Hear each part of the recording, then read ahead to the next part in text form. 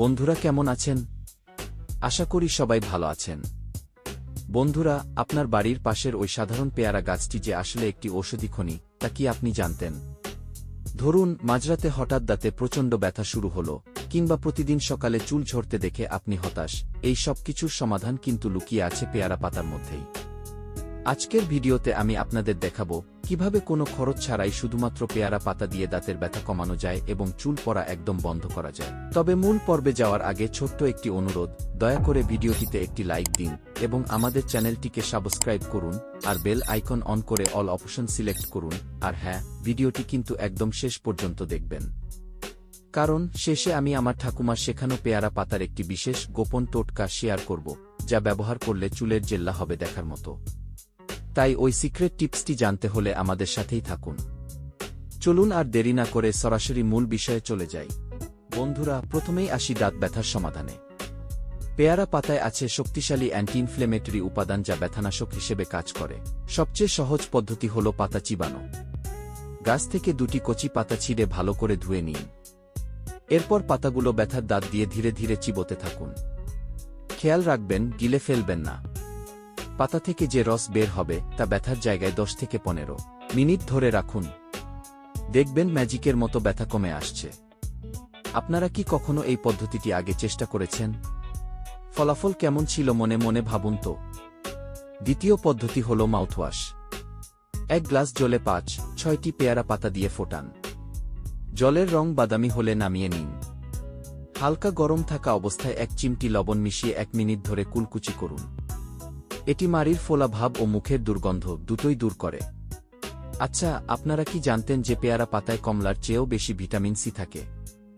এবার আসি আমাদের দ্বিতীয় এবং সবচেয়ে গুরুত্বপূর্ণ বিষয়, চুল পড়া রোধে পেয়ারা পাতা। পেয়ারা পাতায় থাকা ভিটামিন বি কমপ্লেক্স চুলের গোড়া মজবুত করতে দারুণ কার্যকর। চলুন জেনে নিই হেয়ার টনিক বানানোর নিয়ম। একটি পাত্রে 1 লিটার জল নিয়ে তাতে 1.012টি পেয়ারা পাতা দিন। এবার জল ফুটিয়ে অর্ধেক করে ফেলুন, হাফ লিটার। এটি হলো আসল টনিক। জল ঠান্ডা হলে ছেঁকে স্প্রে বোতলে ভরে নিন। শ্যাম্পু করার পর চুল শুকিয়ে এলে এই টনিক চুলের গোড়ায় স্প্রে করে 1 মিনিট ম্যাসাজ করুন। এটি ধোয়ার প্রয়োজন নেই, তবে চাইলে 2 ঘন্টা পর ধুয়ে ফেলতে পারেন। এই পর্যায়ে আপনাদের কাছে একটি অনুরোধ।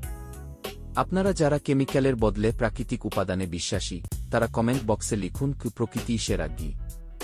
আমি দেখতে চাই কতজন বন্ধু আমার সাথে একমত। যাদের চুল খুব ড্যামেজ হয়ে গেছে তারা হেয়ার প্যাক ব্যবহার করতে পারেন। কিছু কচি পেয়ারা পাতা বেটে পেস্ট তৈরি করুন এবং তাতে 2 চামচ নারকেল তেল মেশান। এটি মাথায় লাগিয়ে 3 মিনিট রেখে শ্যাম্পু করে ফেলুন।